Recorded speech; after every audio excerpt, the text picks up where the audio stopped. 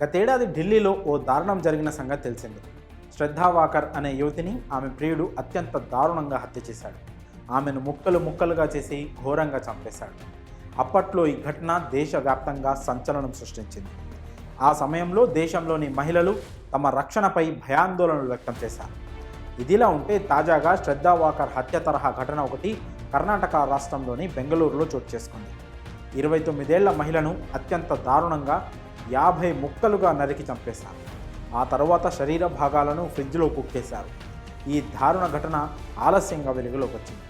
అయితే తాజాగా ఈ హత్య విషయంలో అనేక సంచలనాలు వెలుగు చూస్తున్నాయి.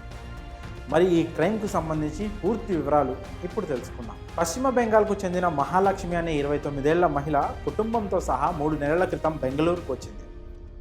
వ్యాలీ కావల్ పైప్ లైన్ రోడ్డులోని వీరన్న భవన్ సమీపంలోని ఓ ఇంట్లో అద్దెకుంటున్నారు.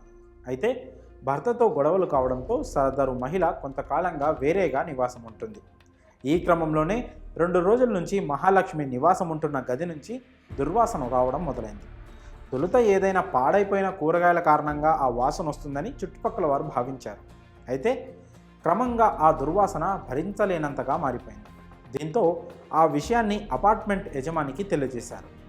ఆయన అక్కడికి చేరుకొని మహాలక్ష్మి ఉండే ఇంటి తాళాన్ని పగలగొట్టి లోపలికి వెళ్ళారు. ఇక ఇంట్లో ఉండే రిఫ్రిజిరేటర్ నుంచి దుర్వాసన వస్తున్నట్లు గుర్తించారు. దానిని ఓపెన్ చేసి హతాశులయ్యారు. ఆ ఫ్రిడ్జ్ నిండా మహాలక్ష్మి శరీర భాగాలు ముక్కలుగా ఉన్నాయి. ఆ మహిళ శరీరాన్ని దాదాపు 50 ముక్కలుగా చేసి ఫ్రిడ్జ్లో కుక్కారు.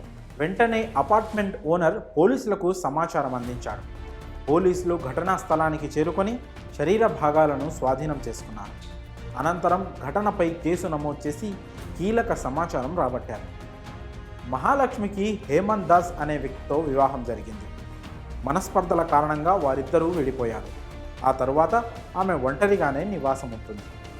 వ్యాలీ కావల్ ప్రాంతంలోని ఓ అపార్ట్మెంట్లో సింగిల్ బెడ్రూమ్ను అద్దెకు తీసుకొని ఉంటుంది. మహాలక్ష్మి మల్లేశ్వరంలోని ఫ్యాషన్ ఫ్యాక్టరీ బట్టల దుకాణంలో టీం లీడ్గా పనిచేస్తుంది. మహాలక్ష్మిని తరచూ ఒక యువకుడు కలుస్తుండేవాడని స్థానికులు చెప్తున్నారు.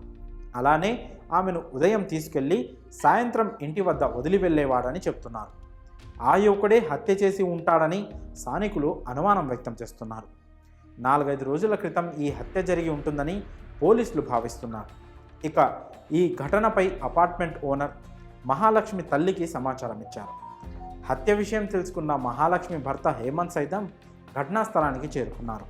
పోలీసులు హేమంత్ను అలాగే మహాలక్ష్మి తల్లిని విడిగా ప్రశ్నించి వివరాలు తెలుసుకున్నారు. మహాలక్ష్మి ఫోన్ సెప్టెంబర్ 10 నుంచి స్విచ్ ఆఫ్ వస్తుందని ఆమె తల్లి తెలిపారు. మృతురాలికి 4 ఏళ్ల కుమార్తె కూడా ఉంది. ఈ ఘటనకు అక్రమ సంబంధం కారణమా లేక ఆర్థికపరమైన అంశాలేమైనా ఉన్నాయా అని పలు కోణాల్లో విచారణ చేపడుతున్నారు పోలీసులు. ప్రస్తుతం ఈ ఘటన బెంగళూరు నగరంలో సంచలనంగా మారింది.